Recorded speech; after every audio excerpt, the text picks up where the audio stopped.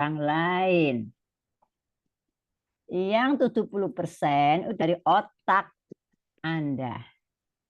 Di komputer Anda saya punya gini. Tolong ini disempurnakan, sesuaikan template, boleh. Ajak orang itu namanya. Yang membantu Anda dimasukkan. Minimal di acknowledge ucapan terima kasih kepada staf saya, habis sudah membantu. Tapi ketika jurnal yang dipublish masuk. Hati-hati. Ada kasus ini pegawai BRIN, teman gitu ya. Dia ambil S3 di Jerman. Nggak gampang di Jerman kuliah. Tapi dia sudah mulai riset gitu ya, riset di Jerman gitu ya, pakai lab Jerman. Tetapi nggak bisa selesai karena belum tuntas sehingga beasiswanya habis. Beasiswa habis sehingga dia pulang tanpa gelar yang harus kewajibannya. Tetapi dia masuk sendiri biaya di ITB, ambil S3, menyelesaikan.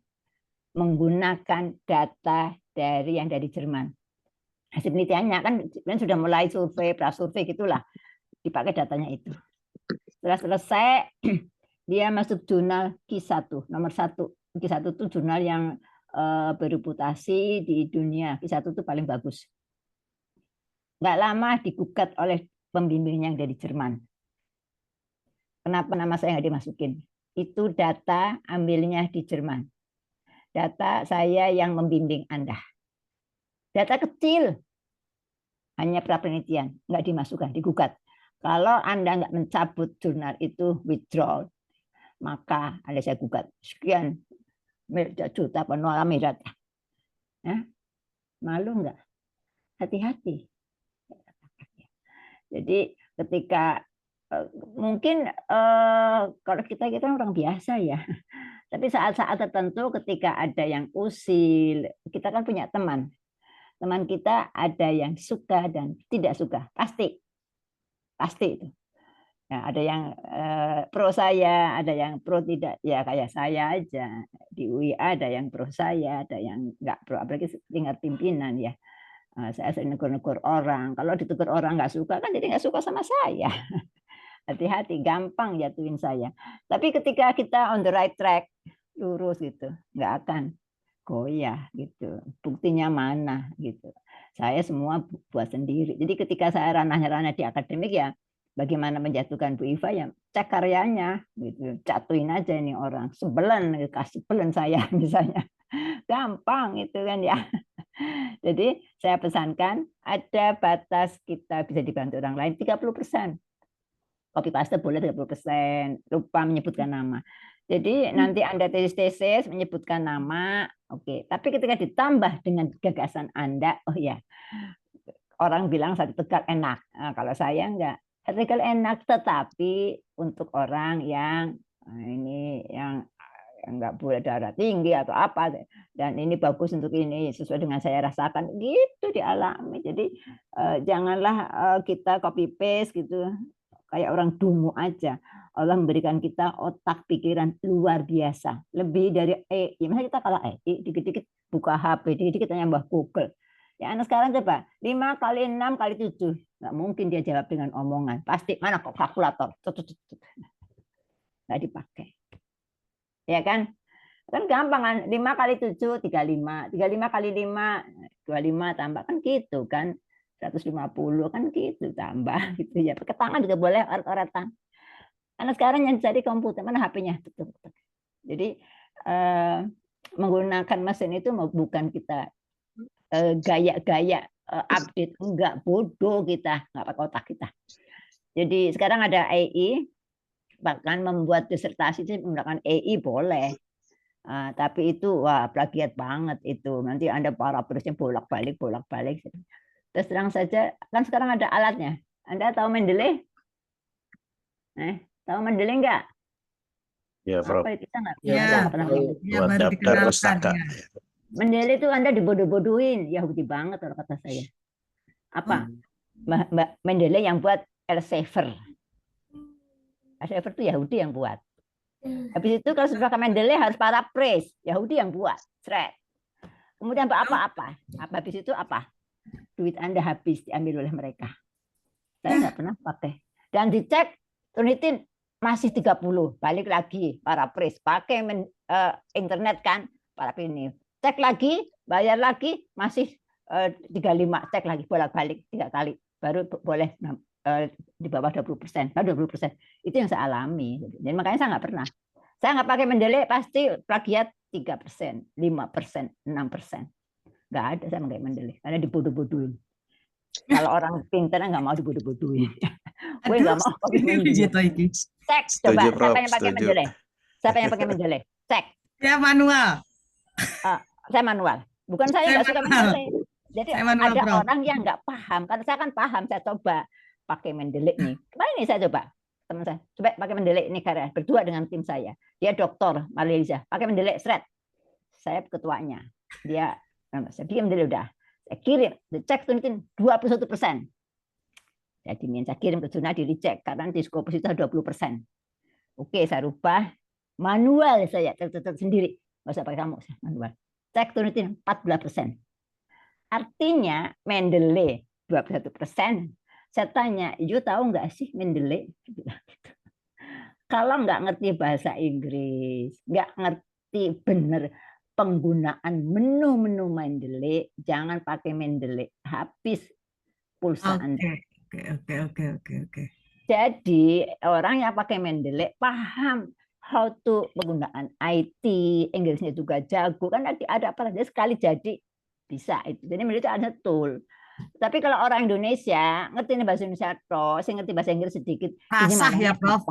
Iya. Jadi kita coba sekarang satu kelas nih, saya tanya yang bisa bahasa Inggris berapa orang?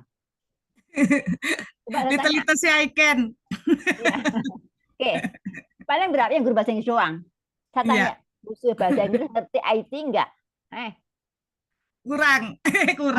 Belum tentu. Walaupun ngerti bahasa Inggris, ya walaupun ditipu-tipu aja. Jadi jangan ikut-ikut, jangan pakai Mendeley. Gitu. Jadi itu di Mendeley ada tool banyak banget.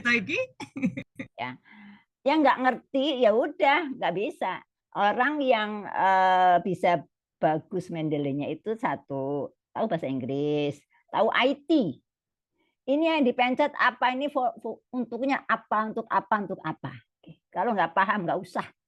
Jadi tinggi, ya tinggi. Saya manual, terus aja Scopus saya manual semua. Saya ke guru besar harus Scopus 1, 2 gitu. Harus manual, saya nggak ada yang pakai. Karena saya memahami, saya bahasa Inggris tahunya I love you. Kemudian bukan lulusan bahasa Inggris saya ya, bukan S1 bukan bahasa Inggris, E2 juga bukan. Jadi hanya daily conversation tahunya. Tapi kalau bahasa-bahasa yang akademik, apa ini maksudnya kan, yang diminta apa, suka bingung gitu. Yang kedua, IT-nya juga paling pengguna words doang gitu ya, pengguna doang. Saya pengguna. Dan kebanyakan kita pengguna IT, nggak bisa menelusuri. Ini kalau ini hilang apa ini apa. Kalau yang ngerti nih, Fafa bohong nggak nih? Bisa orang yang IT kok ngerti. Jadi kalau kita nggak ngerti, ketika file hilang bagaimana nih? Di Mendeley ada menunya semuanya itu. Jadi sekali lagi minta bantuan yang bisa jago bahasa Inggris atau bareng-bareng. Bukan kita anti banget. Kalau you nggak bisa manual saja, ya manual boleh kok. Dan itu nggak haram kok, gitu ya. Terus aja contoh nih. Beli barang-barang saya nggak pernah itu pakai online banyak yang ditipu, pernah beli online ditipu gitu ya, nggak sesuai, nakal gitu. Jadi mendingan lihat, pegang, dicoba, cocok beli, jalan-jalan ke mall. Jadi kita sengaja ada orang ngapain kamu ke mall ini habisin tenaga ini, silaturahim, kaki bergerak ya. Saya ke mall itu bukan mau cuci mata, cuci mata enggak, cuci mata oke, gerak badan.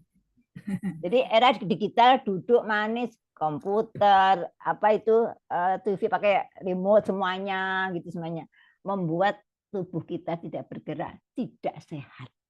Ya. Jadi jangan malas-malas, jangan malas-malas ke pasar, jangan malas-malas ke mall. Anak sekarang tinggal gosen aja, belanja apa aja bisa. Tapi sisi lain Anda nggak gerak, lutut Anda nggak gerak, bisa kram, bisa cepat lumpuh gitu, nggak gerak itu ya. Jadi manual aja lah. Olahraga yang gratis jalan kaki ke pasar. Jadi jangan males-males ke pasar gitu, pakai motor apa semuanya, jalan kaki ke warung, olahraga itu. Ya silaturahim. Ya saya ini pendahuluan aja terkait dengan era digitalisasi, marak copy paste gitu ya, retensi pengetahuan yang paling rendah. Dah saya katakan itu. Hati-hati Anda copy paste, terutama tugas saya. Tapi kan terserah Anda, saya ngingetin aja. Nanti yang akan datang itu kalau nyari kerja mau naik pangkat, nggak usah pakai ngisi-ngisi apa itu, CV segala macam, enggak. Mana karya Anda? Cek turitinya 20. Anda copy paste-nya tinggi, gitu aja kan? Nggak punya otak kreativitas dan kritis, dicek, nggak terima di perusahaan. Sekarang mah yang diterima orang yang kritis, orang kreatif. Bagaimana Anda kritis? Harus sering baca. Oh iya ini kata Bu Iva benar. Oh kata ini, oh Bu Iva salah kemarin itu. Coba saya tanyakan, gimana Bu Iva kok begini begitu? Saya baca begini begitu, gitu kan? Oh iya saya hilaf. Nah, yang benar Anda kan gitu. Saling mengingatkan. Wal asri innal insana. Udah di naskah Al-Quran. Kita saling mengingatkan. Bagaimana kita mengingatkan? Kita banyak baca. Ada statement begini, baca. Bener nggak sih ini? Jangan ikut-ikutan gitu ya. Forward ke teman-teman semuanya. Ya hati-hati ya. Forward. Biasanya ibu rumah tangga mikir dulu saya forward ke siapa ini, apa ini, saya jangan sampai kita fitnah, menyebarkan berita bohong. Berapa tahun penjara? Ya hati-hati ya. Oke, kita kembali ke laptop. Saya sudah update tugas kelompok, beberapa saya rubah gitu ya. Ada misalnya tool panduan, ya nggak usah lah Anda presentasi di bidang itu. Ada beberapa 8 kelompok, monggo di diskusi di sama, presentasi saja. Jadi Anda nggak usah bikin words, words-nya di tempat Anda, bikin words dulu juga boleh. Nanti dibuat PPT aja. Ya. Oke, saya udah jadi ini, saya jadi co-host. Jadi boleh ya? Saya presentasi ya.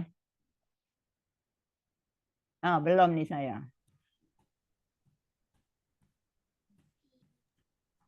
Bu Vita Maaf, itu. Prof. Mangga, Vita Bu, itu. maaf.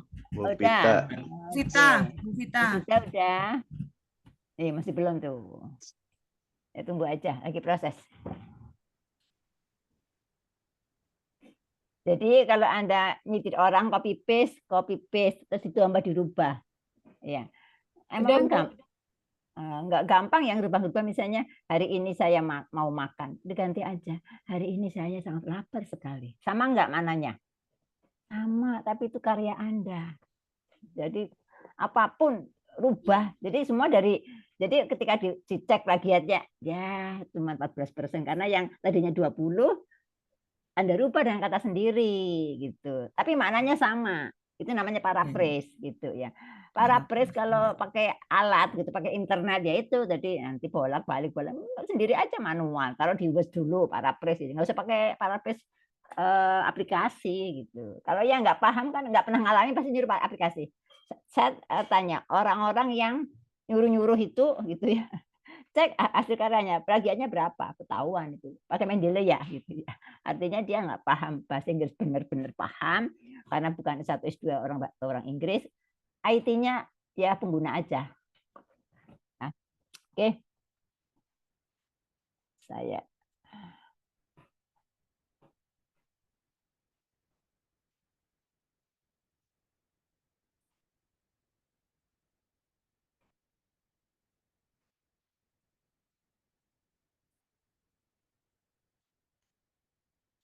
begini.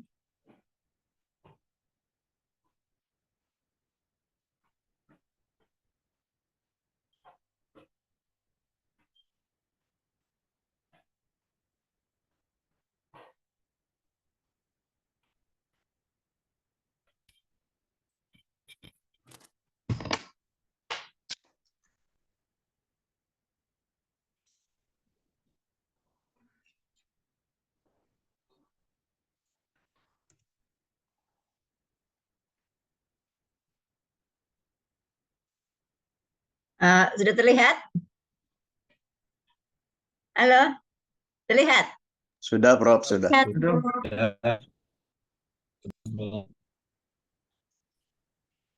Oke. Ini kita bahas tentang kebutuhan analis kinerja. Jadi atau identifikasi kesenjangan kinerja. Ini dari pimpinan. Setiap kegiatan Monef itu pasti. Kalau dimanapun di sekolah mesti ada monitoring evaluasi. Kinerja kita lembaga manapun ya, apapun bukan pendidikan saja, pasti ada evaluasi.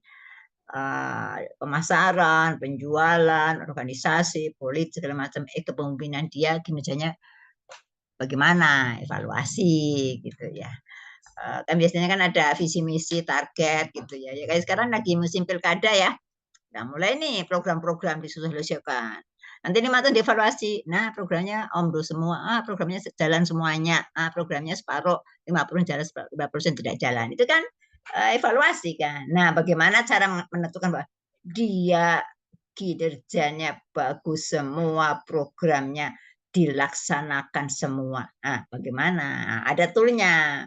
Jadi contoh-contoh tool banyak sekali. Kita akan bahas hari ini. Jadi kita akan lihat ada kesenjangan nggak sih kinerja kita gitu ya. Kesenjangan itu tidak sesuai dengan yang seharusnya. Jadi ada beberapa manfaat gitu kita analisis kesenjangan itu. Yang pertama, mengarahkan kemana tujuan kita. Jadi kan misalnya jadi gubernur 5 tahun, kepala sekolah aja lah, kepala sekolah 5 tahun. Tahun pertama targetnya ini itu misalnya pelatihan guru, perbaikan sarana prasarana, toilet, membuat taman. 3 aja dah ini setahun. Tadi dievaluasi, loh kok nggak ada yang jalan, senjang kan? Kesenjangannya tinggi banget nih. Nah, tapi ketika rentang Monef itu bisa di tengah, monitor itu di tengah-tengah, evaluasi di akhir, jadi di monitoring. Nah, kok sudah 100 hari, kok nggak ada program-program, nggak ada rapat-rapat. Nah, Pak, gimana? Kita ada rapat, katanya memperbaikan sarana prasarana, misalnya toilet. Kita kapan buat tamannya? Mengingatkan itu kan. Jadi ada monitoring. Jadi meluruskan tujuannya. 1 tahun ada 3 hal loh, pelatihan guru, perbaikan toilet, membuat taman. 3 loh nih Pak Kapsek, Pak ya, gitu ya, luruskan. Jadi mengingatkan lah.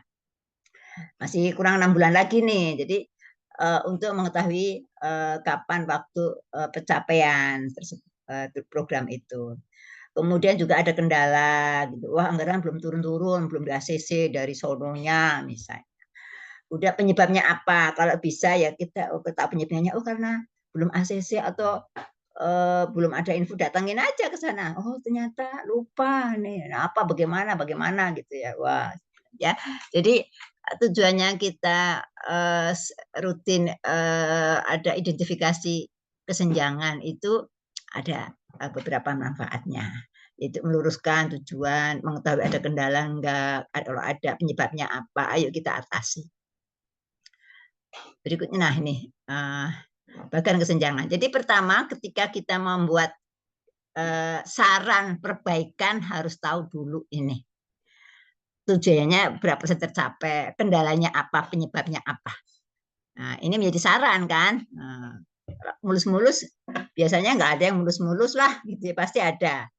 Mundur kayak gitu ya, anggarannya telat kayak gitu dan sebagainya, macam ada saja. Timnya gurunya pindah kayak atau keluarganya ada yang meninggal hingga tertunda seminggu 2 minggu, macam-macam itu kendalanya. Oke. Jadi intinya gini, hasil kita saat ini dan yang akan seharusnya, senjang nggak? Target misalnya 1 tahun, kok 6 bulan belum ngapa-ngapain. Nah, senjang kan, minimal ada perencanaan kayak ada apa kayak kegiatan pranya. Nah, kalau nggak ada kan ada gap nih, 6 bulan lagi nih. Jadi kita harus tahu hasil kita saat ini seperti apa, kita mau kemana, programnya apa, berapa waktunya. Nah, di tengah-tengah kita evaluasi, ada kesenjangan. Jadi kesenjangan adalah target dikurangi hasil kerja sekarang berapa kesenjangnya itu. Jadi kalau targetnya 100, masih pada bulan Juni kok sudah 80%, yes bagus gitu ya. Oke, mungkin muncul beberapa kesenjangan, banyak banget kesenjangannya itu, anggaran tertunda, terus karena banyak kegiatan dan banyak sekali kendalanya. Pilih salah satu yang paling prioritas yang harus segera diatasi. Di kesenjangan banyak banget, kendala banyak banget pasti. Udah yang ini dulu yang bisa diatasi gitu. Artinya ada pilihan-pilihan mana dulu yang diatasi. Kita kan nggak harus 100% tercapai kan. Pasti ada kendala gitu. Ada beberapa. Tapi kalau reasoningnya jelas, kita atasi nggak bisa, ya udah ditunda tahun depan ada reasoning yang jelas. Jadi tidak harus semua kesenjangan diatasi ya. Nah, ini adalah perbaikan. Jadi pada saat ini seperti apa? Kemudian yang diharapkan, ada kesenjangan enggak gitu dalam prosesnya gitu. Berarti sudah akhir. Ketika Desember dinilai kinerjanya dari 3 program baru 1 program. Target 3 program. Nah, 2 program nih. Masalahnya apa? Nah, masih bisa nggak diperbaiki nih, Januari perbaiki nih gitu ya, sehingga selesai 3 program gitu ya. Jadi ada intervensi gitu ya, dipercepat kayak apa, dikerja lembur atau apalah. Ini kan contoh aja ya. Jadi kesenjangan itu gambaran kinerja sekarang dengan target. Di tengah-tengah sudah tercapai berapa? Penyebabnya apa kok belum tercapai? Cari penyebabnya. Nah, pilih yang mana yang kita bisa intervensi. Kadang-kadang kita, kalau kegiatan penyebab keluar kita nggak bisa gitu ya. Karena global, karena corona itu kan faktor luar, kita nggak bisa. Ya udah, yang bisa-bisa aja, yang bisa kita kendalikan. Bisa misalnya sekolah di dalam pakai Zoom, pakai apa misalnya, masalah terkait dengan corona misalnya. Nah, ada intervensi gitu ya. Pilihan intervensi seperti apa. Ini sama dengan tool ya, ini kan panduan ya. Jadi ada di RPS ada kemarin menanya ada sesi contoh panduan tool ya. Lupa saya ada sesi apa itu. Saya cari dulu supaya nggak salah mengartikan gitu ya. Jadi nggak saya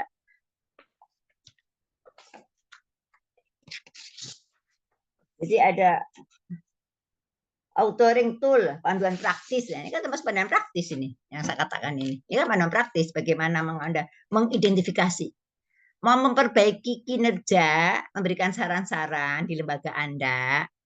Kalau Anda nggak mengidentifikasi apa yang menjadi kesenjangan, apa yang menjadi masalah, apa penyebabnya. Jadi intinya Anda itu nanti ini bocoran nih, harus menilai kesenjangannya berapa, apa yang menjadi kesenjangan. Cari toilet udah 5 tahun udah diperbaiki gitu ya. Parkir motor panas, ini udah rusak, itu kan senjangan kinerja itu, kinerja prasarana, prasarana, padahal udah dianggarkan, tapi nggak dikerjain. Yang kedua penyebabnya apa? Cari masalahnya apa? Penyebabnya apa? Masalahnya apa? Anggaran nggak ada. Penyebabnya apa? Oh, dari sononya kegiatan eksternal nggak bisa kita tunda sarannya kan gitu kan. Tapi karena apa? Anggaran udah cair, tapi masih dipakai oleh Kepsek untuk kegiatan lain. Nah, ini kan nggak boleh. Jadi Anda harus mengidentifikasi kesenjangan. Kinerja saat ini kayak apa? Target seperti apa? Udah sampai mana nih? Ada senjang nggak? Kalau 1 tahun, kemudian tengah tahun, jalan 2, oke lah. Tengah tahun jalan 1, oke lah. Masih ada 6 bulan nih, masih bisa. Nah, kalau nggak jalan, cari masalahnya. Masalahnya apa? Anggaran. Penyebabnya apa? Cari penyebabnya. Baru resolusi saran. Investasinya apa? Apa kita iuran yuk pakai uang kita dulu, uang koperasi aja pakai, uang koperasi pinjam dulu. Boleh gitu ya. Atau dipakai bisa aja kan dicuri. Sekolah kebobolan, uang sekolah dicuri. Nah, lapor polisi kan. Nah, sarannya apa? Ya pakai uang koperasi dulu pinjam. Bisa aja kan? ada kebobolan, uang yang buat mau program itu pelatihan, misalnya 10 juta hilang. Nah, terus bagaimana? Kan nggak jadi pelatihan. Ya, misalnya pinjam dulu pakai uang koperasi. Nah, kalau ada koperasinya ya, kalau nggak ada ya ditunda. Kan itu kan gampang. Yang jelas tahu masalahnya, penyebabnya apa. Kalau penyebabnya karena eksternal, kita kan nggak bisa. Ya, solusinya apa? Nah, ini intinya. Anda nanti UAS ini intinya. Nah, ini ada beberapa garis besar itu ada 2 jenis kesenjangan atau kinerja makro, mikro. Kalau makro itu lembaga pendidikan, kinerja sekolah negeri SMP negeri 6 Bekasi. Tapi mikronya kinerja guru-guru SMP negeri 6. Guru-guru ada 6. Guru-guru berapa sih? 10 atau 15. Kinerjanya pakai apa? Dinilai sekarang kayak apa yang pangkatnya belum naik-naik berapa orang? Ternyata 90% nggak naik-naik pangkat. Nah, kenapa penyebabnya? Solusi. Itu kan boleh.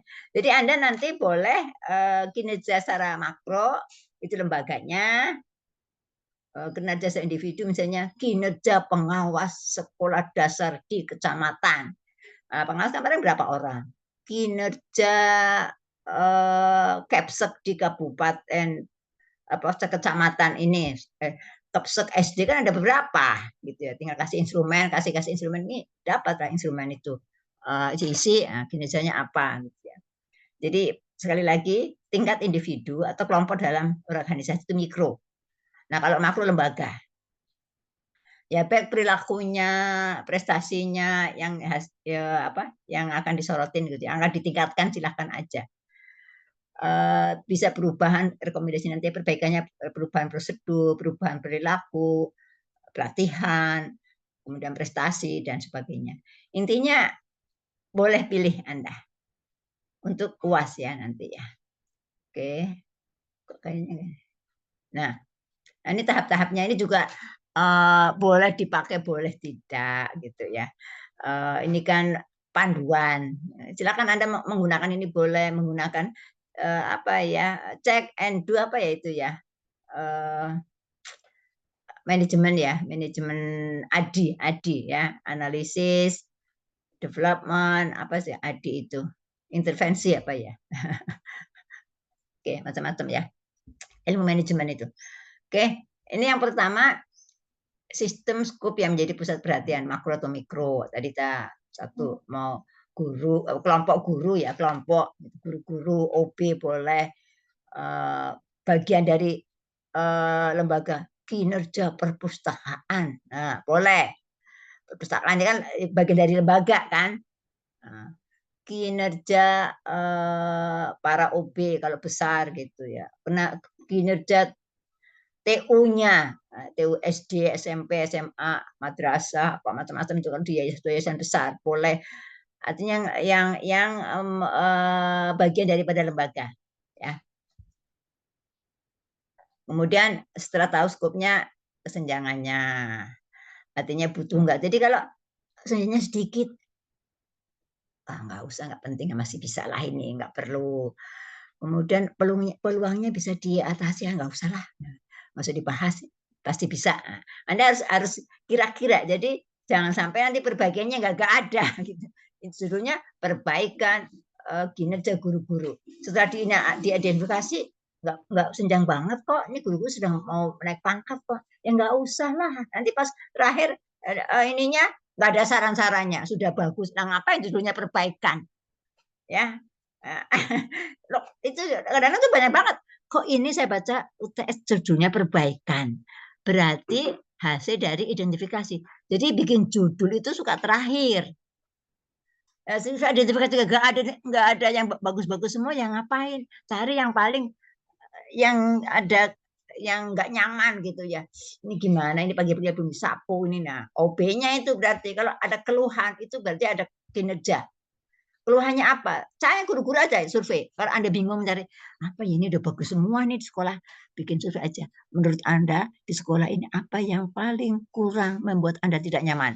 Pasti guru-guru akan di situ.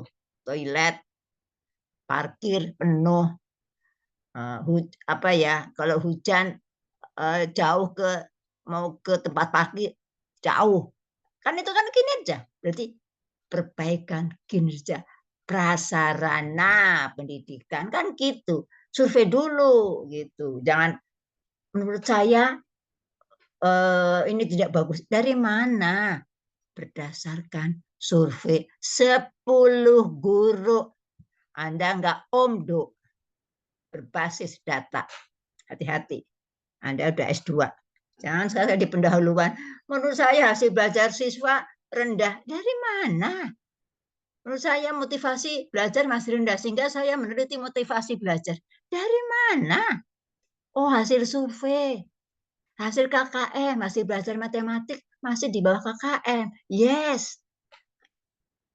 Disebutkan KKM 2 tahun dari mana? Kalau Anda data KKM dari mana? Saya tanya. Ayo, data KKM dari mana? Apa sih? KKM apa sih KKM? Lupa saya.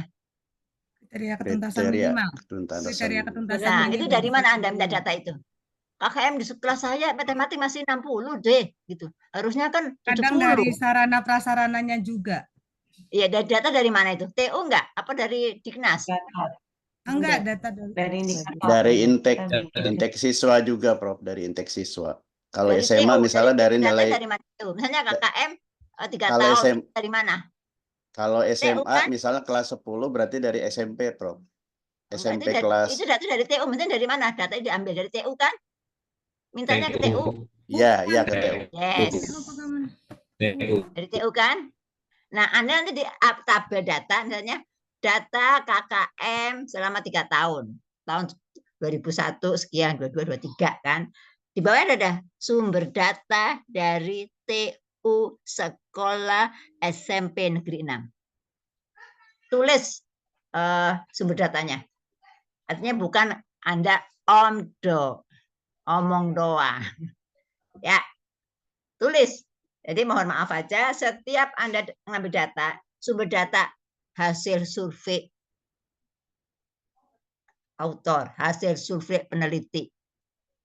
Boleh. Nah, ada instrumen yang dilampirkan di belakang. Apa instrumennya ditanya? Oke ya. Ini kan ada kesenjangan. Bentar saya pakai ini aja dulu. Biar asalnya lagi banyak hari Sabtu. Cucu suka ada di rumah, jadi rame. Terdengar nggak? Halo. kecil, Prof. Kecil. Kecil. Jelas, Prof. Jelas. Oke, saya tutup aja pintunya. Kita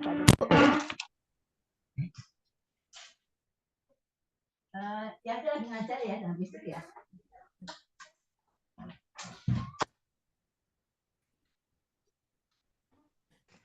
Oke.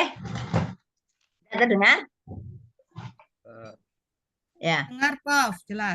Jadi kesenjangan kan banyak. Ya misalnya prasarana senjang. Guru, kinerja guru nggak naik pangkat. Tunjangan hari raya belum cair-cair ini misalnya. Kan banyak banget. Pilih yang mana? Yang artinya yang Anda nyaman, aman, yang sudah diatasi. Oke, kita akan bagi UAS. Kita ada judulnya peningkatan perbaikan prasarana, analisis perbaikan kinerja sarana prasarana di SMP Negeri 6 misalnya. Kan banyak banget tuh ya. Boleh salah satu maksudnya ya. Pilih beberapa kesenjangan. Kemudian dianalisis seperti tadi itu kondisi seperti adanya ini harusnya bagaimana. Jadi kalau kita mau analisis kondisi seperti ini, apa yang kurang harusnya tidak ini gitu ya. Harusnya seperti apa. Kemudian kira-kira intervensinya apa? Kira-kira apa nih? Usulan anggaran terus apa gotong royong gitu ya. Istilahkan Anda perbaikan apa sewa gitu ya. Kalau UB-nya enggak terbatas bisa kontrak atau apa, banyak macam itunya apa ya solusinya. Oke. Nah, ini ada tahap-tahap intervensi. Pilih intervensi metode sarana yang sesuai. Yang jelas yang minim anggaran, yang nggak banyak. Kalau kita bisa kerjain, misalnya hanya membuat taman, udah ada taman bagus, kenapa kita nggak gotong royong? Guru-guru, murid-murid kumpul nih, siapa yang hari Minggu mau bantuin Bu Guru membuat taman? Suruh beli taman, bikin ini sapu-sapu, cangkul-cangkul, beli tanaman, pasang tanaman gitu. Ada tukang satu kasih bata gitu, selesai. Ya, intervensi itu macam-macam. Yang gratisan ada, kan Anda punya siswa. Biasanya tuh saya punya cucu tuh kalau pulang ke rumah, yang minta tanaman, disuruh Bu Guru menghias taman di masing-masing kelas, kan depan ada ruangan itu disuruh dikasih hijau-hijau. Ya udahlah, tanaman saya berpindah ke sekolah. Itu kan bisa kan, gurunya punya kreatif. Anak-anak pasti bawa satu pot yang kecil, yang berbunga, yang warna ini, bagi-bagi aja. Nah, itu kan gratis. Intervensinya adalah gotong royong gitu ya, mengerahkan siswa dan sebagainya. Silakan aja. Ya, jadi pilih intervensi terusnya yang biayanya nggak mahal, tapi hasilnya oke gitu kan. Kemudian bisa mendesain sendiri boleh gitu ya. Ini ada tahap-tahapnya, pilih intervensi, kemudian desain, kembangkan, kapan waktunya, buat jadwal gitu, berapa selesainya. Ini kan intervensi artinya upaya perbaikan. Ya. Bisa macam-macam lah gitu ya. Biasanya kalau sekolah Mas gampang, ada murid gitu ya, alumni gitu ya. Ketika ruang kepala sekolah asik gak ada, ruang guru asik gak ada.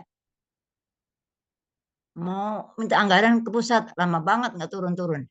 Ya udah, iuran alumni boleh nggak gitu, keikhlasan sumbang gitu. Boleh nggak sih alumni menyumbang? Saya tanya. Apa korupsi? Apa nggak boleh korupsi, nggak boleh nyumbang alumni.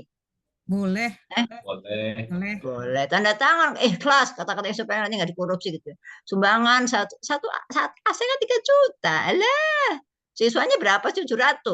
Nah, 10 ribuan. Itu beli itu AC. Jadi intervensi itu banyak banget. Ini kan tahap-tahap pemberian intervensi gampang. Anda tinggal pilih yang mana yang Anda suka ya. Oke. Nah, ini kan tadi mengulang lagi ada yang saya sampaikan. Identifikasi analisis makro, mikro ya gitu ya. Gapnya itu visi misi boleh, hasil kerja boleh gitu ya. Ini juga capaian kerja personal gitu. Guru-guru kok nggak naik pangkat-pangkat sekian persen, yang gajinya nggak nambah tahun ini sekian. Ketahuan kan yang nggak naik pangkat berarti gajinya nggak nambah gitu kan. Sekian gitu ya. Kemudian apa nih, gap proses, prosedurnya kok lama gitu ya, dan sebagainya. Silahkan ini Anda pilih. Ini sama dengan panduan praktis ya, panduan praktis. Nah, tingkat mikro. Jadi kapan tingkat mikro digunakan? Nah, misalnya itu memberi pelengkapan gitu ya, kesenjangan prosedur, nggak mengganti prosedur, menerima karyawan baru, juga berdasarnya dari kesenjangan ini. Nunggak kerjaan lama nggak bisa selesai gitu ya, perlu karyawan baru. TU-nya lelet gitu ya, oh cuma 1 melayani 6 kelas, dan sebagainya. Nah ini tingkat mikro hampir sama ya. Tapi yang penting ini ketika banyak banget, tadi menentukan persyaratan performance seperti apa yang kemarin. Jadi kalau menentukan si A sama si B kinerjanya bagusan mana gitu ya, membandingkan boleh. Misalnya OBA, OBB ya, persyaratan tingkat pendidikannya beda enggak. Nah, tingkat pendidikannya SD lebih bagus daripada tingkat pendidikan SMA. Ngapain itu persyaratan SMA gitu kan? Nanti disarankan yang akan datang OB itu nggak usah SMA main HP aja. Persyaratannya SD kan itu aja kan. Jadi ini kan tool ya. Anda pakai ini boleh kan, macam-macam dia sampaikan. Nah, tentukan persyaratan dulu, kan sudah saya bahas. Persyaratan kinerja dulu seperti apa. kemudian menentukan performanya harus begini. Pokoknya dari OB itu harus bersih semuanya, jam 3 udah selesai, jam 4 boleh pulang. Nggak boleh pulang jam 3 sebelum jam 4 guru-guru pulang misalnya. Karena sekolah biasanya jam setengah 4 sudah selesai, jam 4 pulang. Nah, baru pulangnya setelah jam 4. Jadi ada prosedur persyaratan kerja. Ada pesan kerja, syarat kerja sama ketentuan performance. Ada. Guru bagaimana sih performance guru itu, kalau guru naiknya bagus berapa 2 tahun sekali. Kalau dosen 2 tahun sekali harus naik. Kalau nggak naik berarti kinerjanya jelek, gitu aja. Kalau guru berapa tahun? Sekarang dipersulit, Prof. Guru naik pangkat. Naik pangkat itu kenapa? Ketat ya? Iya. Sekarang minimal 4 tahun, Prof. Oh, 4 tahun ya. Dulu kalau dulu 4 tahun memang. PNS 4 tahun. Pak ini Pak Hasan PNS. Iya, saya PNS, Prof. Kalau dulu biasanya 2 tahun sudah bisa, Prof. Tapi dimulai tahun kemarin jadi 4 tahun sekali gitu. Mungkin untuk meringankan anggaran negara. Juga ribet ngurusnya ya. Waduh, yang mulia itu berapa itu ya. Waduh, dulu kalau PNS yang non fungsional 4 tahun sekali ya. Saya juga PNS nih, jadi tahu aturan. Yang widyaswara, guru, dosen tuh 2 tahun sekali. Nggak gampang Pak, 2 tahun sekali naik nggak bisa, susah. Ya kita kan ya ngajar, ya tahu nggak gampang itu. 2 tahun sekali, jarang tercapai 2 tahun sekali. Kecuali kalau luar biasa banget gitu. Jadi rata-rata 2 tahun sekali jarang tercapai. Yang widyaswara. Widyaswara fungsional ya, sekarang kan banyak fungsional itu, jarang 2 tahun, rata-rata 3 tahun itu cepet banget itu. Kumnya susah, nggak gampang ya, kumnya nggak gampang karena kita harus bikin laporan. Orang kita kalau kerja udah dapat duit baik, laporannya lupa. Padahal kinerja itu berbasis laporan. Mau dapat angka kredit laporannya mana? Nggak ada, gitu. Harus pelatihan. Karena laporannya kan surat tugas, laporan tertulis kan berapa halaman, terus dilaporkan. Jadi biasanya kalau udah pulang pelatihan nggak ada laporan, cuma bos udah selesai bos, terima kasih, lapor gitu doang, lisan. Tertulis nggak ada.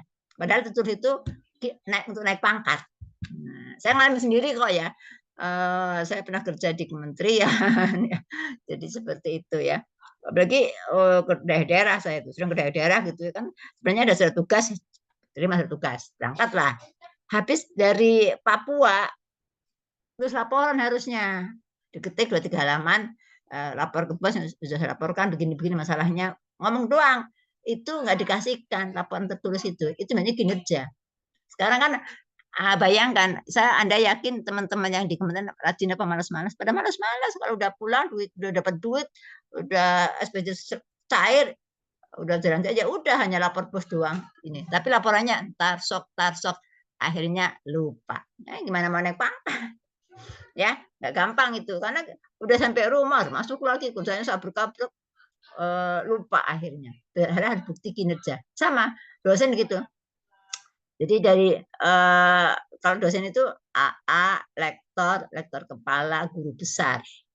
Dan itu nggak gampang gitu, Banyak yang terkendala gitu. Kemarin Bu Hasana belum naik pangkat dari lektor kepala gitu. Waduh, 8 tahun cuma dapat 100 angka kredit.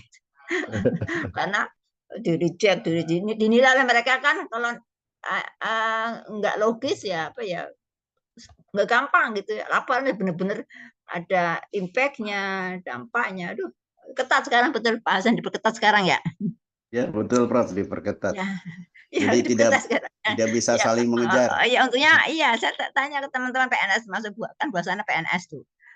Dosen-dosen Pak Fahri juga PNS, tapi Pak Fahri udah pensiun PNS-nya. Kayak saya udah pensiun. Itu sekarang macam-macam aplikasi yang diisi. Astagfirullahaladzim. Oke, kembali ke laptop.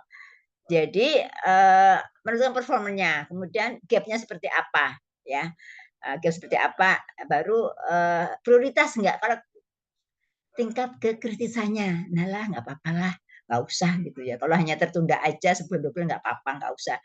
Jadi tingkat kekritisannya, tingkat urgensinya, yang paling besar pengaruhnya terhadap organisasi, kepentingannya bagi kelompok, kemanfaatannya bagaimana, waktu yang diperlukan bisa enggak. Jadi nomor 4 ini poin ketika kita banyak kendala, banyak kesenjangan. Pilih yang paling senjang. Dari mana? Kritis enggak, penting enggak, bermanfaat bagi organisasi enggak. Kalau misalnya milih ngurus naik pangkat, ada pelatihan, sehingga nanti guru-gurunya naik pangkat semuanya, gajinya naik, akreditasinya naik kan. Kalau guru-guru naiknya pangkat sudah bos semuanya. Atau ngurusin OB, penting mana?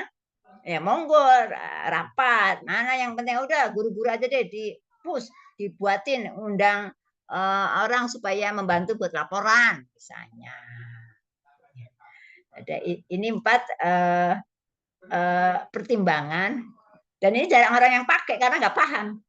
Ketika suruh milih itu bukan like and dislike, tapi paling kritis membahayakan mana dari 4 Z paling banyak ini. Yang paling mendesak yang harus segera mana? Ini yang paling bermanfaat ini. Nah, udah kayaknya ini deh duluan, yang lain tunda aja. Kan di sekolah itu pasti kesenjangan macam-macam ya. Jadi saya sebutkan macam-macam kesenjangan itu. Pilih yang mana yang paling satu tapi selesai, satu selesai. Lama-lama juga selesai semuanya. Oke.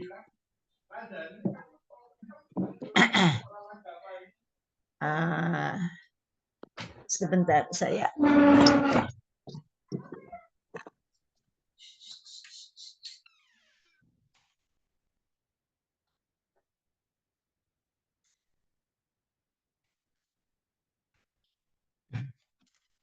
Mohon maaf. Nah, yang terakhir ya keuntungan dan kerugian untuk masing-masing metode dan sarana. Pilih yang mana, metodenya apa. Jadi setelah pilih yang mana yang mau diatasi, pilih intervensi. Intervensi yang mana yang paling hemat, yang paling mudah, murah, cepat. Nah, silakan aja. Oke, nah ini contoh identifikasi faktor penyebab kesenjangan. Jadi nanti Anda buat tabel aja. Gini sekarang ini apa kinerja yang diharapkan ini, kesenjangannya A, B, C, ini penyebabnya apa? Solusi, intervensi, selesai, tinggal diuraikan. Jadi ada 4, sebelumnya ada 4 tabel, sebenarnya ada tabel lagi ya. Identifikasi kesenjangan, masih belajar, siswa menurun, bukan belajar, kinerja guru menurun atau apalah, penyebabnya apa, atau kinerja sarana prasarana. Tadi ada bocor, ada apa misalnya gitu ya. Ada kesenjangan, penyebabnya apa? Solusi, alternatif solusi boleh. Ini. Ya. Kemudian solusi intervensi, kan solusi macam-macam. Intervensi. Jadi 1, 2, 3, 4, 5 tabel seret baru diuraikan. Jadi kan ringkasan. Ya, kalau bisa seperti itu kalau bisa. Jadi dibuat tabel aja nanti baru diuraikan. Ini hanya catatan Anda nanti di terakhir rekapitulasi perbaikan kinerja. Rekap udah buat tabel, tapi kan ada latar belakang pendahuluan. Bebas lah Anda, sebenarnya kan intinya ada 3 sebenarnya. Perbaikan itu udah latar belakang, metode, pelaksanaan udah kan, perencanaan atau perencanaan, pelaksanaan, evaluasi udah. Atau hanya ada latar belakang, tujuan, perencanaan, misalnya solusi, monggo aja. Saya beri keleluasaan Anda membuat judul dan subjudulnya. Yang terus ada latar belakang, ada tujuan, gitu ya. Kemudian analisis senjangan. Kemudian analisis penyebab, ada masalah, ada penyebab, rencana solusi atau intervensi. Selesai. Ya, ada 4 ya. Kalau Anda catat berarti ingat nanti cara bikin UAS. Saya nggak ada di sini. Oke ya. Nah, ini contoh. Ini kan ini gabung sama tadi itu. performa yang diperlukan seperti apa, saat ini seperti apa, oh ada kesenjangan, penyebab kesenjangan seperti apa, penyebabnya seperti apa, penyebab solusi. Ada 5 tabel ringkasannya itu. Nah nanti tinggal aja judulnya perbaikan kinerja. Judul nomor 1 latar belakang, nomor 2 performa saat yang diperlukan, persyaratan kinerja seperti apa, kerja saat ini, kesenjangannya antara ini, penyebabnya ini. Alternatif solusinya ini. Gitu kan. Selesai. Ini contoh tadi ya Allah. Ketika banyak kesenjangan yang perlu diatasi. Yang mana ya duluan ya? Anda bingung. Buat ini instrumen bisa dilempar ke 4 guru. Tingkat kekritisannya, misalnya 1, kesenjangan sarana prasarana sekolah. Nah, terus ngisi guru-guru apa nih, amat kritis, sangat cukup, kurang, centang yang mana, karena apa, silahkan tulis. Yang kedua, kedesakannya apa, amat mendesak, urgen gitu ya, urgensinya ya, mendesak, tidak mendesak, belum mendesak sebagainya. Kemudian tingkat prioritasnya, kebutuhannya berapa, ini kan contoh aja nih. 1, yang kedua kesenjangan, jadi kan sarana prasarana sekolah, tingkat kebersihan sekolah. Nah, nomor 2 sama yang paling mana, yang sangat mendesak, apa karena toilet selama ini kotor, apa silakan. Sampah menumpuk, nggak boleh dibakar-bakar misalnya, silakan aja ini, ya. Contoh aja. Ini contoh lagi nih. Contoh lagi bagaimana mendapat contoh menyebar instrumen pra penelitian. Jadi ketika Anda bingung sejauh mana nih ya pendapat mereka. Ini biasanya individu. Kalau lembaga itu data ada lengkap. Jadi ketika Anda mau mengidentifikasi atau membuat judul perbaikan kinerja lembaga, gampang, lebih gampang karena data-datanya pasti ada. Kehadiran guru berapa persen? Guru-gurunya banyak yang bolos. Nah, kinerjanya lembaga nggak bener lah.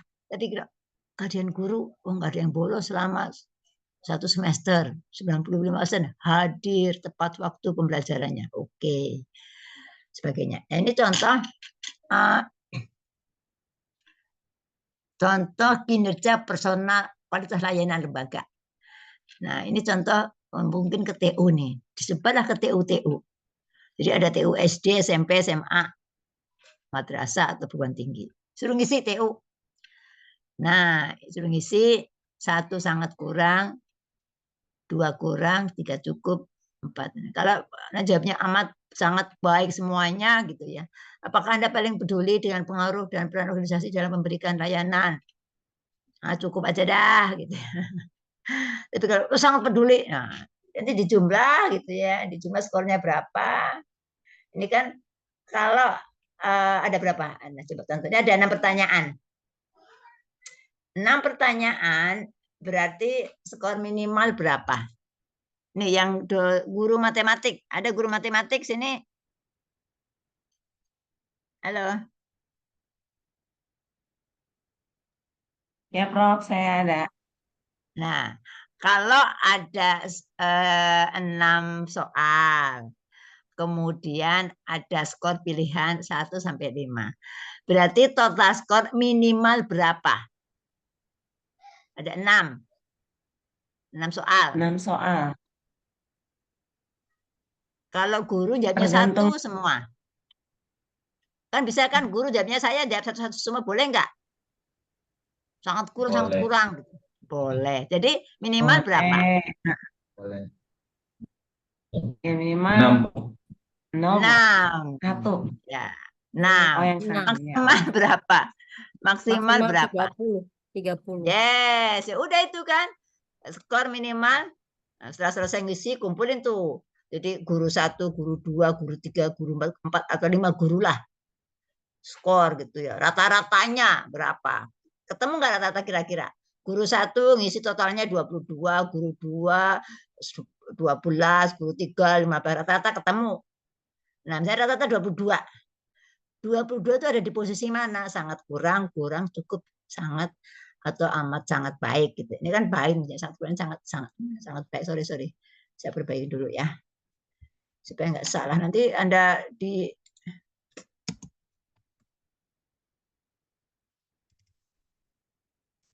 ini kan latihan Anda nanti buat bikin tesis ini. Contoh ini. Ya, siap, Prof.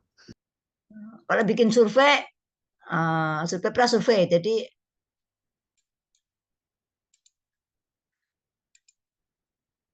soal kan kata-kata kan dibuat sendiri aja nih.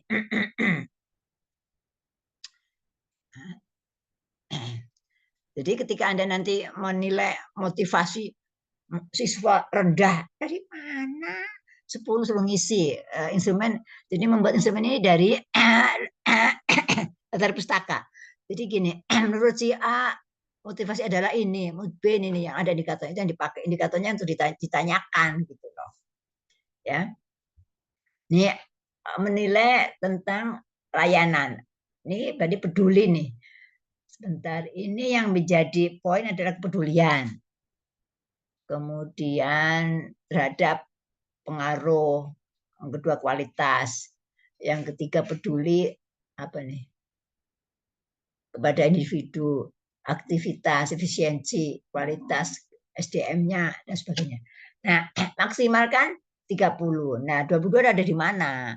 Jadi kalau 1 di 6 bagi 5 30 berarti 6 berarti 6 sampai 10 sangat kurang. 11 sampai 15 kurang. 16 sampai 20 cukup. 20 25 sangat baik. 25 30 amat sangat baik. Itu kan kita yang menentukan kita. Ya, jadi kalau nggak ngerti tanya guru matematik, range-nya harus sama. Ya. Jadi menentukan skor itu, ini masuk di mana, totalnya 22 itu masuk mana? Cukup misalnya, atau sangat baik ya kan 22 ya kan tadi 20 sampai 25 sangat baik gitu ya. Nah, kalau udah sangat baik, so apa? Kan perlu diperbaiki. Sangat baik itu perlu diperbaiki nggak sih? Oh, Tidak. sorry. Enggak, ini kegedean. Jadi saya lupa. Baik cukup aja, nih, baik kali. Baik, iya nih, sorry. Ya. Ini clean dulu nih. Baik, ini sangat baik ya. Iya. Jadi kalau baik, kira-kira masih perlu diperbaiki enggak? Perlu, Prof, biar sangat baik. Masih perlu. Jadi nanti sarannya hasil itu maka masih perlu ditingkatkan. Nah, penyebabnya apa nih yang tadi kan yang 6 kan ada yang kurang mana tadi ya? Oh, nomor satu jawabannya 2. Ini ada perbaiki. Kepedulian terhadap peran organisasi. Nah, apa nih kira-kira? Oh, ini dikumpulkan, ini diperkuat nih. Semangat kebersamaan, semangat mencapai. Jadi hanya re-strengthening. Guru-guru hari Minggu kumpul gitu, keluarga olahraga dulu aja bolehlah, keluarga bersama. Nanti habis keluarga bersama ada penguatan terhadap visi misi kebersamaan. Kan supaya peduli gitu loh.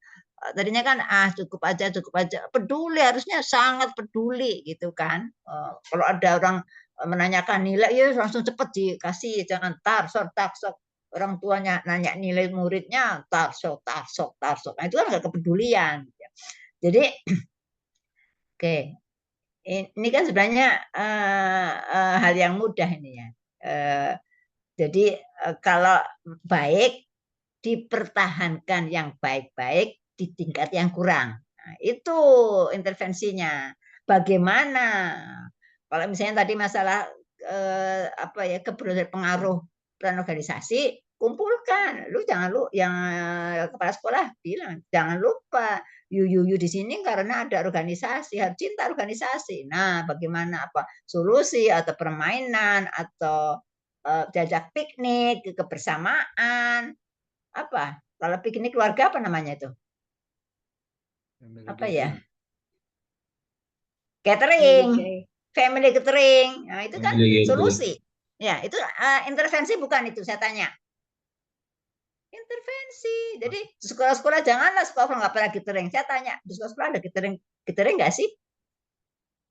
Nah, itu sarankan tuh Bu Vita Pratiwi, sarankan ke kepala sekolah.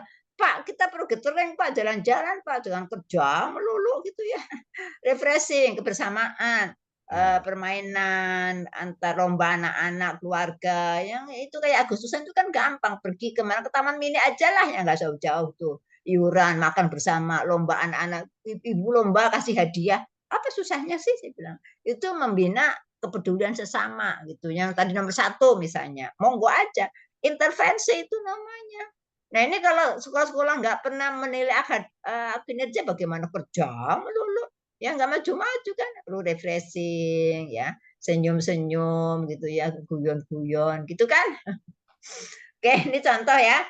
Jadi ada instrumen untuk prapenelitian. Kalau Anda bingung, terutama untuk kelompok, tapi kalau lembaga ada gitu. Lembaga kan ada akreditasi, kan ada tuh borang target besok harus jumlah siswa sekian. Kalau nggak tercapai ya turun kerjanya berbasis data. Nah kalau kita nggak punya data, pakai survei gitu. Ini kan alat nih untuk mengetahui ternyata kesenjangan gitu ya. Masih tadi cukup, masih baik ya dua-dua tadi ya. Contoh tadi, apa itu cukup gitu. Aduh, bagaimana ini pelayanan kepada customer ya. Jadi kalau sekolah itu customernya kan murid, orang tua murid itu customer gitu, jaga gitu supaya karena kita bisa nggak berkinerja ketika customernya lari. Oke, ini contoh. Yang kedua, ini kalau lembaga pakai SWOT. Ya, saya masih ada waktu nggak sih? Coba, masih ada waktu? Masih, Prof. Masih, Prof. Si Prof lu masih. Ya, jadi yang pertama tadi yang itu tool survei-survei ini ketika kita mau mendata kesenjangan tapi nggak punya data. Pakai survei aja. Kita buat instrumen sendiri, tanyakan aja. Oke, dikasih skor gini, ada skornya, satu apa, suruh ngisi, pakai Google Form bisa, dikirim ke orang tua bisa gitu ya. Jadi yang mengisi itu kalau gini jangan murid. Kelas 2 suruh ngisi, saya pernah kan, tesis, motivasi belajar rendah. Terus yang suruh ngisi muridnya kelas SD. Emang kelas SD sudah bisa menilai? Nggak bisa. Jangan muridnya suruh menilai, mengisi instrumen. Orang tuanya boleh. Tentunya jangan pertanyaan dengan kaki anaknya. Anaknya di rumah belajar tidak. Tapi kalau siswanya yang ngisi belajar semua itu nanti. Apakah Anda sampai ke rumah itu ada belajar gitu ya, kegiatan sesi belajar, kan sekarang ada mandiri gitu. Nah kalau siswa yang ngisi semuanya atau orang tua, jadi menggunakan bahasa-bahasa yang kamulase, jangan apa ya, nanti jawabannya bisa di ini. Jadi orang itu membuat instrumen itu mau menanyakan iya jawab tidak, tapi dengan tidak langsung. Dibalikin kata-katanya gitu. Apakah anak-anak ibu suka bermain setiap hari? Jam berapa bermainnya? Kasih pilihan jam 8. Loh, jam 8 habis maghrib sampai jam 8 kok bermain? Berarti nggak belajar kan? Yes. Yeah. Nah, itu anak Anda nggak belajar misalnya. Tidak mengerjakan PR. Kapan anak Anda bermain? Setelah maghrib sampai jam 9 ini main game. Itu kan ketahuan, jadi nggak mengerjakan PR atau siang, karena ada pilihan itu. Jadi menanya sesuatu yang faktual tapi tidak menyinggung perasaan, dia akan jawab jujur. Bagaimana orang menjawab jujur itu ada kiat-kiatnya. Pertanyaannya yang halus, yang apa itu harus jago itu ya. Jadi ini bisa dipakai untuk identifikasi kinerja mikro kelompok ya, pakai ini. Tapi kalau lembaga boleh pakai analisa SWOT. Itu kita ada dua, yaitu faktor internal dan faktor eksternal lembaga. Faktor internal lembaga yang bisa dikendalikan, yaitu kekuatan lembaga apa, kelemahan lembaga. Yang paling tahu kekuatan kita. yang paling tahu kelemahan kita jujur. Berarti kita tahu bahwa saya nggak bisa ini, saya paling bisa ini, saya nggak bisa ini. Aduh, malu juga nggak ngerti deh. Nah, pasti kita yang tahu. Orang lain nggak tahu, orang lain pasti bisa lah. Orang lain tahunya Bila pasti bisa. Belum tentu. Saya bilang gue nggak bisa kok. Saya bilang, ya, saya bukan orang IT. Kalau suruh membahas tentang IT, bicara masalah IT, narasumber IT, gue nggak bisa. Bukan orang IT, misalnya gitu. Saya bukan orang IT gitu. Walaupun saya dari teknologi pendidikan, kan teknologi kan. Jadi gini, teknologi itu jangan diartikan bahwa dia jago ahli di aplikasi-aplikasi IT, bukan. Teknologi itu adalah sesuatu solusi terhadap permasalahan, perbaikan prosedur gitu. Jadi itu teknologi juga temuan. Jadi jangan anggap teknologi adalah jago di mesin-mesin, bukan. Teknologi itu ada solusi, antara lain dengan mesin, mempercepat, mempermudah. Oke, ya. Nah, kalau yang eksternal itu peluangnya bagaimana? Jadi mengidentifikasi peluang dan ancaman. Jadi ini tahap-tahap. Ini sama dengan apa nih, panduan praktis nih, ya. Ketika Anda mau menganalisis, analisa coba ini dulu.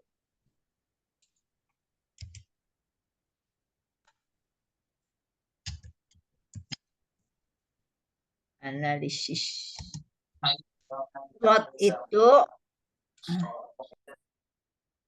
identifikasi kekuatan, identifikasi kelemahan, itu internal lembaga. Kalau eksternal, peluangnya seperti apa? Meraih lomba-lomba ada enggak? Kagak ada. Peluangnya kecil gitu ya. Jadi terkenal. Ancamannya apa gitu ya. Nah, kemudian ketiga, lakukan pembobotan, scoring untuk setiap item kekuatan, kelemahan, peluang maupun ya Allah salah bentar.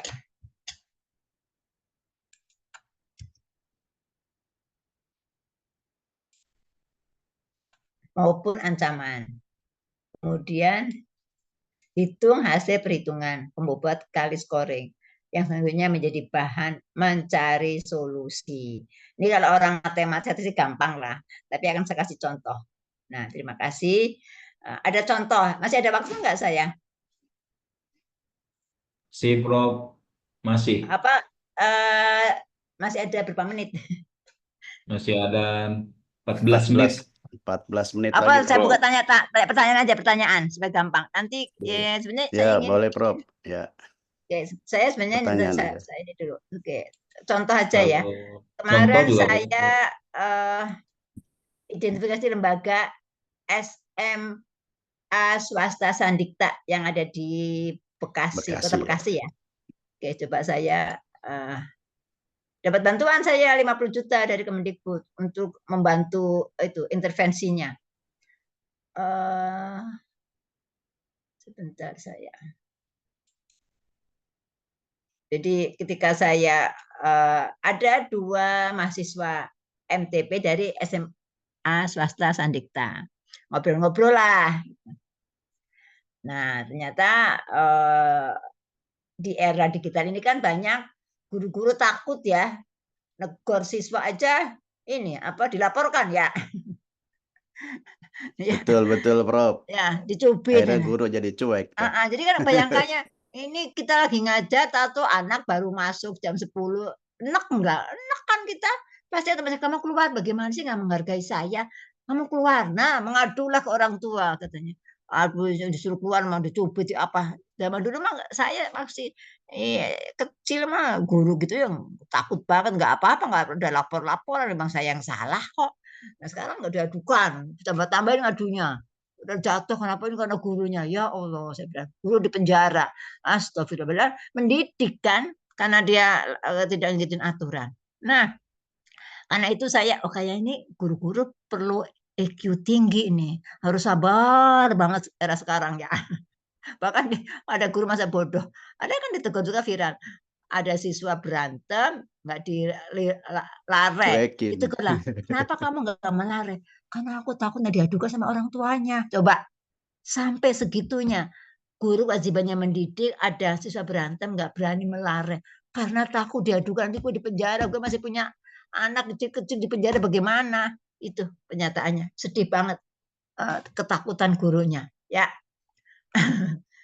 Oke, saya akan bentar ya. Saya lupa dulu saya buka. Ini contoh saya kemarin identifikasi SWOT di Lembaga Pendidikan Sandikta. Ya gara-gara saya ingin sejauh mana sih tingkat EQ guru-guru, emosinya itu guru-guru sekarang harus sabar banget ya. Tapi mendidik, nggak gampang gitu.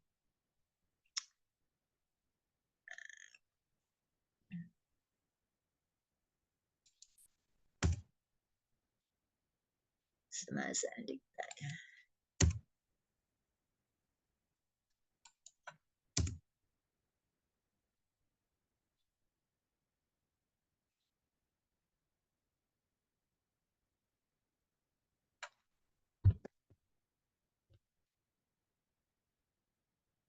Ini contoh aja ya, nggak apa-apa.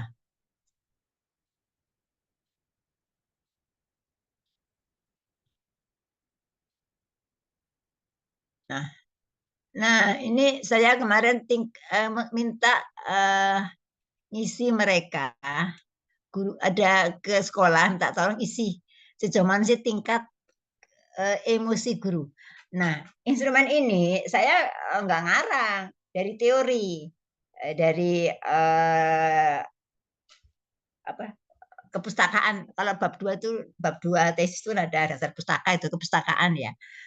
What's the meaning EQ menurut A, B, C. Nah, ternyata EQ itu ada tingkat kesadaran diri, tingkat pengaturan diri, tingkat motivasi diri, tingkat peduli sesama, empati, dan kemampuan kolaborasi.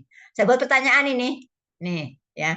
Ini saya tahu bahwa saya banyak kekurangannya, sehingga saya harus banyak berkolaborasi dengan banyak orang. Ini sadar diri, gue sadar gue nggak ngerti apa nggak bisa, jadi harus orang ini kan saya. Ya, kan ini dia. 1 sampai dengan 5, sangat setuju sampai 5. Nah, ternyata ada 4 guru nih ya.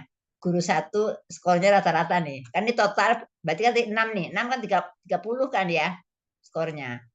Ada rata-ratanya 3,4. Ini kan pakai total bisa, pakai rata-rata bisa. Ini kan ada 3, 4, 2, 1 kan misinya kan. Nah, di total di rata-rata guru 1 3,4, guru 2 3,2, guru 3 3,7. Rata-rata 3,13. Masih cukup. Yes. Jadi ini saya buat data ke Kemendikbud, saya minta bantuan dana untuk meningkatkan kinerja emosional guru Sandikta yang 38 orang. Ternyata data saya survei kepada 4 orang guru masih punya skor 3,13. Padahal di digitalisasi harus 4 atau sangat tinggi gitu loh, sangat tinggi kan skornya, harus sangat bagus gitu ya, sehingga perlu pelatihan EQ. Disetujui dan terlihat nggak nih? Halo? Belum, Prof. Belum. Oh iya, belum pas cerita ngomong ah. Kayak saya nggak terlihat ya. Belum, Prof. Oh, kalian nggak ngomong. Oke, ini contoh aja ya. Jadi mana? Oke.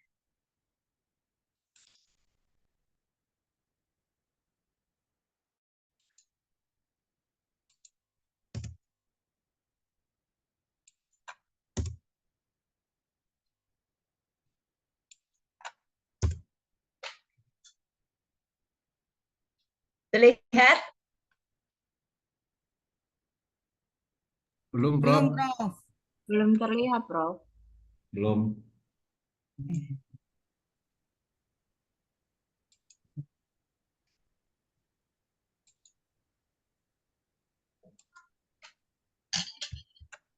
Ini saya tutup dulu ya. Apa nih? Tutup dulu. Ini masih terlihat nih? Masih?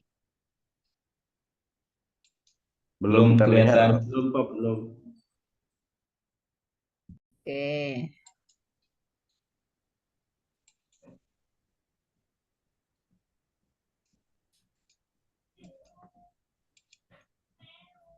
Kok hilang?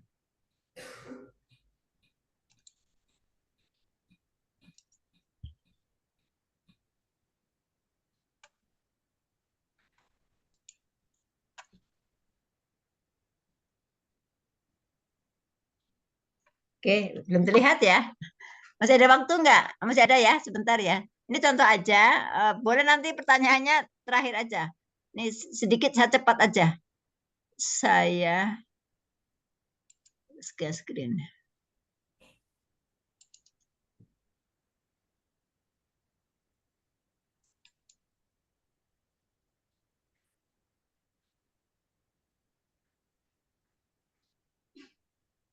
Masih belum terlihat, Prof.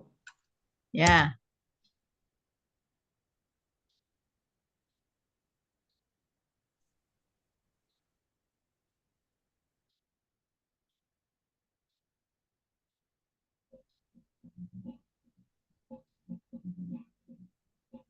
Lama. Terlihat? Belum, Prof. Belum muncul, Prof. Iya, kenapa ya?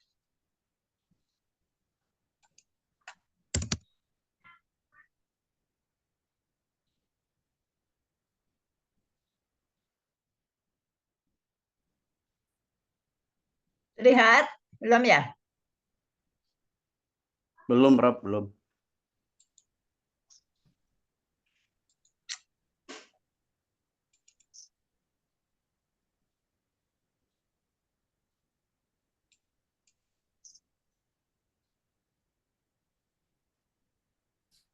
Ya, sudah.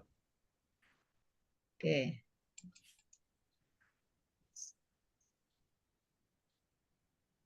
Contoh analisis kinerja mikro.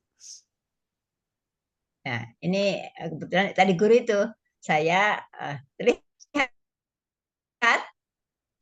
Ya, sudah, Prof. Terlihat? Ya, sudah, Prof. Sudah terlihat. Inilah kalau nggak jago, nggak. Oke. Hilang lagi. Mana? Kok hilang lagi? Ya. Ini karena nggak jago IT begini nih.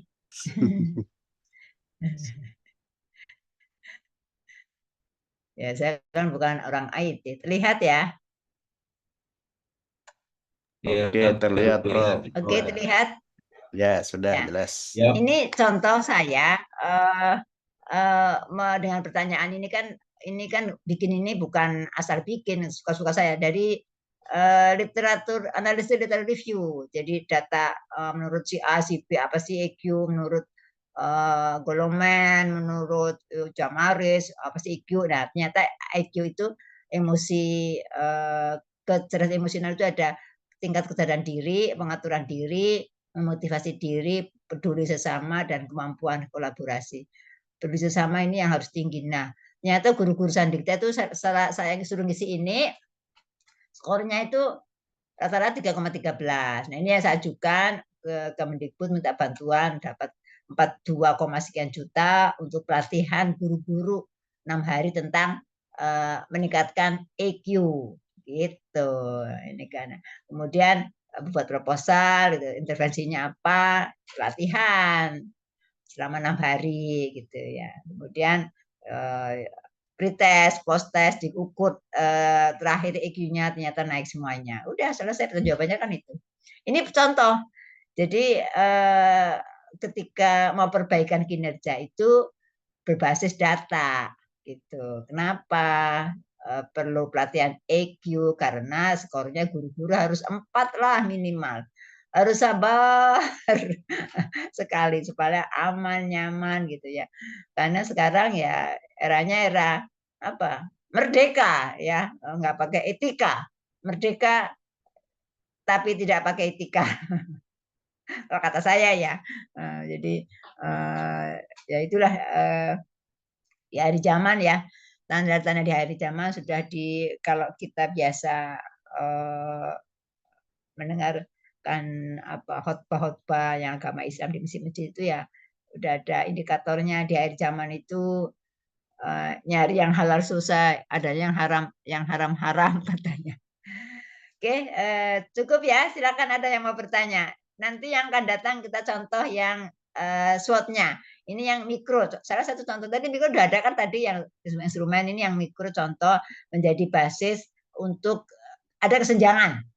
Harusnya tuh guru skornya 4 karena begini-gini, tulis aja Anda. Mengapa harus 4?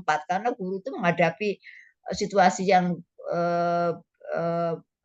yang berubah, pandangan terhadap pendidikan, pandangan terhadap fungsi guru juga berubah, sudah diganti oleh AI gitu ya. Belajar kapan saja di mana oleh siapa saja, sehingga guru itu hanya fasilitator gitu. Tapi kadang-kadang guru belum mempunyai emosi yang harus dimiliki sebagai pendidik di era digital. Apalagi sudah M-learning, mobile learning, masuk kelas, HP Izin, Prof. murid-murid ada di kelas. Izin bertanya, Prof. Yang tanya? Ya, saya Prof. Izin bertanya. Ya, silakan. Assalamualaikum warahmatullahi wabarakatuh. Waalaikumsalam. Saya hormati Prof. Ipah serta rekan-rekan sekalian. Alhamdulillah, qadarullah kita luar biasa perkuliahan pada pagi hari ini, Prof. Saya sangat senang sekali. Saya juga mungkin termasuk yang sudah cukup lama menjadi guru. Sudah 30 tahun saya menjadi guru, dan luar biasa. Dan kalau saya mencermati di sekolah-sekolah pada umumnya yang pernah saya gandrungi begitu, rata-rata sekolah itu menutupi kekurangan, Prof. Jadi kalau mau dikatakanlah mau akreditasi atau mungkin mau dievaluasi, itu kayak nggak mau ketahuan kekurangannya, sehingga ditutup-tutupi seperti maaf ya, kucing membuang kotoran seperti itu. Padahal kan mungkin niatnya akreditasi dan evaluasi kan ingin diperbaiki kan begitu. Nah, namun demikian ini sepertinya menjadi mentalitas bangsa Indonesia yang kayaknya masih belum menerima untuk dikritisi, kemudian sangat malu kalau kekurangannya itu diketahui orang lain gitu. Sehingga ketika mau akreditasi saja, itu sistem ngebut seolah-olah gitu, yang tidak ada diadakan segala macam. Padahal logikanya akreditasi itu kan hanya menampilkan apa yang sudah data, misalnya harusnya kan sudah diarsipkan. Ketika diakreditasi ya tinggal dicari saja di lemari arsip. Tapi karena tidak ada arsipnya, maka dibuatlah ini, sehingga sibuklah seluruh guru katakanlah ada di sekolah tersebut. Seharusnya kan tidak sesibuk itu begitu, Prof.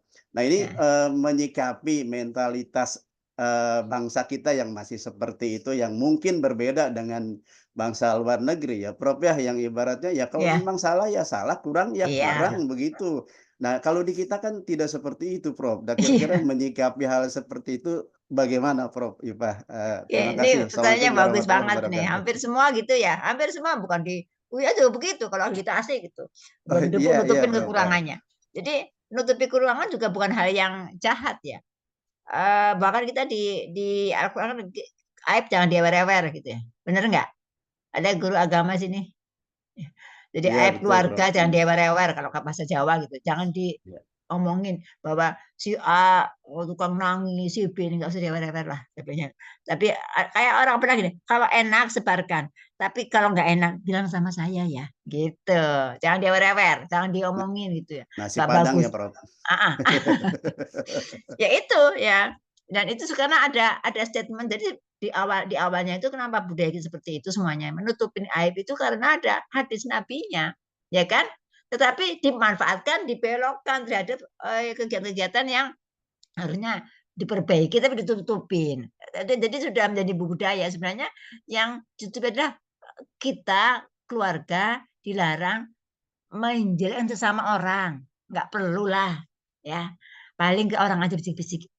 Jadi kayak misalnya anak gitu yang berhak memberi siapa? Orang tuanya. Orangnya nggak perlu ngawer-ngawer, paman nggak usah. Saya sudah nggak saya ewer-ewer anak saya begini begitu. Nah, saya nasihati sendiri.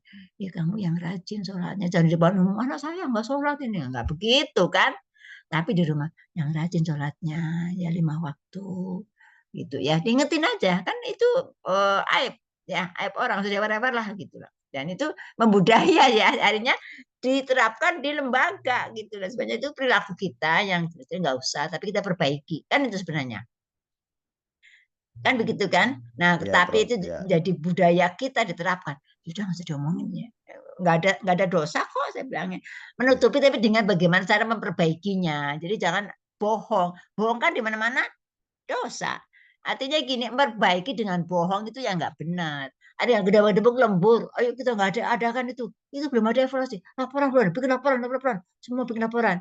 Boleh, bekerja kan itu bukan bohong gitu. Kalau laporannya cover doang dalamnya, nah itu bohong. Misalnya karena kita nggak sempat bikin laporan, terus laporan orang lain di covernya diganti, itu yang bohong. Ya, Allah menyaksikan kebohongan kita, itu kan? Jadi jangan kalau memang lembur juga enggak apa-apa, Pak. Lembur boleh itu karena kita nggak sempat pas mengakreditasi.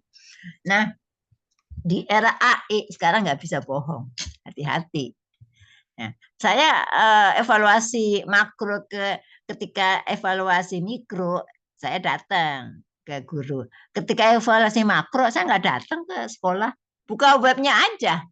Berapa gurunya, berapa akreditasinya, berapa siswanya, jam berapa kerja, jam ini berapa, ini aja. Oh, siswanya banyak, pesaingnya mana aja gitu. 1 tahun berapa dari yang masuk 100, yang lulus berapa, kinerja keluar. Jadi ketika saya menilai kesenjangan kinerja SMA swasta Sandikta, saya tidak datang. Dengan buka web aja ya. Jadi ketemu semua itu. Enggak bisa bohong. Ya. Jumlah gurunya berapa? Masa tanya-tanya jumlah guru berapa rasio guru dan murid gitu ya.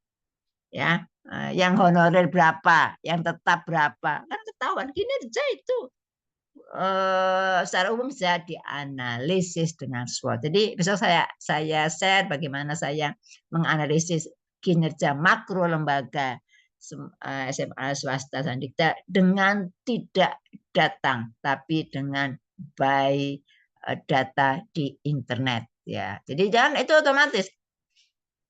Suatu ketika gini, langsung dari Kemendikbud ketika saya disetujui, langsung dari Kemendikbud muncul jumlah guru 41. Padahal yang 3 udah keluar. Jadi ketika dari Kemendikbud menyetujui saya, dia juga nyari. Ini Bu Iva bohong nggak sih? Dia buka web Sandikta, ternyata anggaran saya dipakai meningkatkan 41 guru dari web. Padahal faktanya Sandikta belum memperbaiki update data. Ternyata hanya 38 gurunya. Nah, saya alhamdulillah karena dikasih anggarannya 41, ada sisa 3 kan? Ya, nanti kita lapor. Alhamdulillah ada sisa dana 3 orang kan berarti ya untuk kasih makan kan itu uang makannya 41 kali sekian, 41 kali toolkitnya, transportnya kan itu kan anggarannya. Nah, karena 38 ya alhamdulillah saya ada sisa 3 ya untuk TU-nya, untuk OB-nya yang masa nggak dikasih makan ya. Jadi itu, jadi ada manfaatnya.